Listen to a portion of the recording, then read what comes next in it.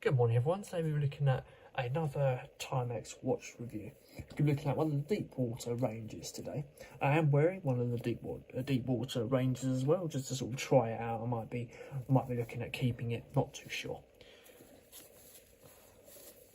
I'll show you that in a little while.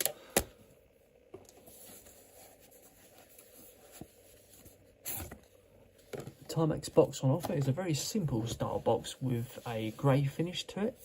Simple white Timex logo imprinted in the top. It's just a very simple design really. There's not a lot going on with it, just simple and functional. To one side.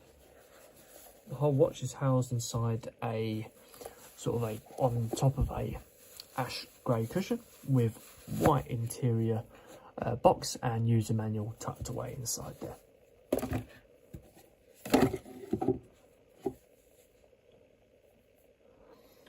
So here we go guys, this is the Timex Deepwater Reef Pepsi edition. I'm wearing the Batman edition today just to sort of try it out, see how I feel with it. So it's got 41mm case diameter with a 13mm case thickness.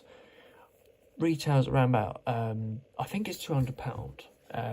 I think that's how much I bought it for. It's just that little bit more than the Batman edition. It's a little bit more expensive.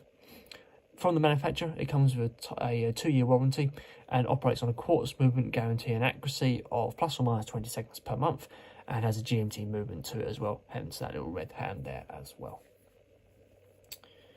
So let's have a look at the dial here. So obviously we've got that Pepsi theme going on here with the blue and the red interior parts to the face of the watch, with fully luminous hands, fully luminous increments.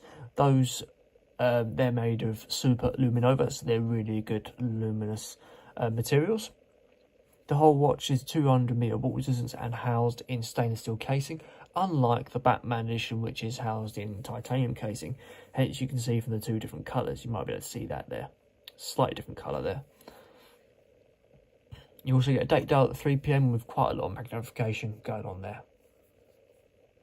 You get anti-reflective sapphire glass across the top of the watch as well. Overall, I feel like the watch gives a good amount of depth with that indented Pepsi finish inside the face of the watch. I feel like it makes the dial and the watch a bit more enhanced, really. It makes it look like a proper diver's watch. I think that's quite nice in that way. Coming out to the bezel, you've got a unidirectional bezel based on the design of sort of the Submariner style finish, with how the numbers are looking and how it's laid out. It's a very nice, decent unidirection clicker that sits in place quite nicely. A nice strong movement to it. Coming out to the casing, you've got a nice brush finish on the casing as well. You've got a little hint of a corner here with a polish finish on it as well. It gives the watch extra depth, I think. Makes it stand out as well. Come round to the actual crown. It's a screw down style crown. First position, well defined first position with a decent mechanism to turn the hands around. It feels a little bit delicate, but I think that's an acquired taste. Second position, again a nice well defined click and a good movement to the actual seconds hand as well. Let's have a look at the individual movement of the GMT hand if that applies. There you go, you can see that moving as well. What I like about this watch is essentially it's got 4 hands really. It's nice and busy. I like a busy watch in terms of the hands. Quite like seeing that.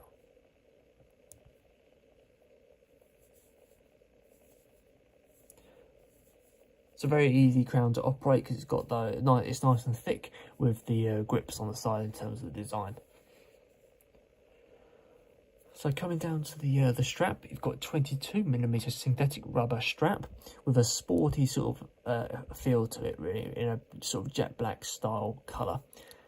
Lots of windows for the strap to sit in, and the strap has a bit more of a unique design where the actual strap feeds underneath the first part of the strap. It feeds underneath into your wrist. It was a bit of an odd experience when I first put the Batman one on.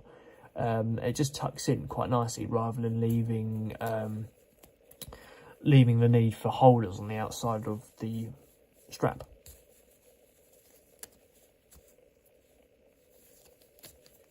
The buckle is a polished, not polished, right, a brush finished stainless steel buckle with that Timex embossing in the buckle, funny enough.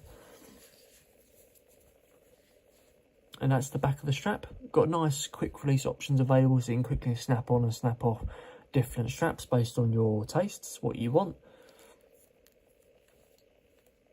One thing to note is this watch is probably not designed for wrists smaller than, say, 6.5 inches. I can't remember how big mine is. Mine might be 5.5 or 6.5 inches, but it shouldn't be too small, your wrist, really. I don't think, as a lady, I don't think you could wear one just because of the size of the strap.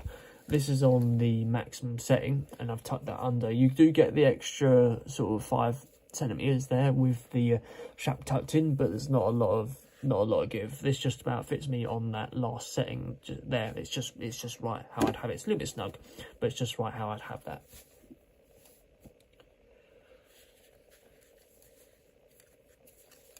Lastly, you've got a screw down case back as well with that Timex Deepwater strap line in the middle of it.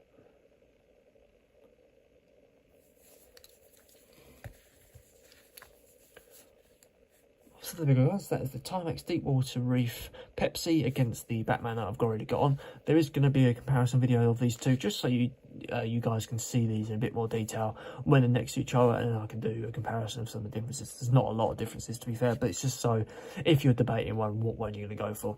That lifelong debate is the Batman versus Pepsi, so I thought, well, why not? We can have a look at that debate yet again for the Timex Deepwater Reef collection. I hope you enjoyed that, and I'll see you in the next video.